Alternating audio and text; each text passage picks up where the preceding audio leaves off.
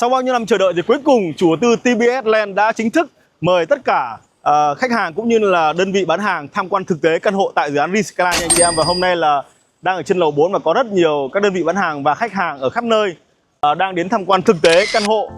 tại dự án Rinsky, một trong những dự án có vị trí đẹp nhất tại khu vực Đông Bắc thành phố Hồ Chí Minh. Khi mà gần ngay kế bên là trung tâm thương mại Go Di An và bệnh viện đa khoa quốc tế Hoàn Mỹ. Và anh chị em nhìn thấy hôm nay chủ đầu tư họ cũng chuẩn bị rất là chỉnh chu và chuyên nghiệp, từ đồ ăn, thức uống cũng như là tất cả những cái dịch vụ để phục vụ khách hàng tham quan tại dự án Rinsky trong buổi sáng ngày hôm nay.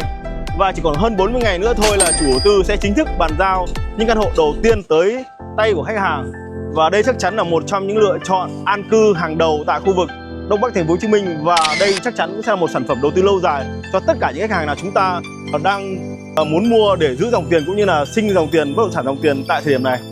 Cảm ơn anh chị đã xem hết clip.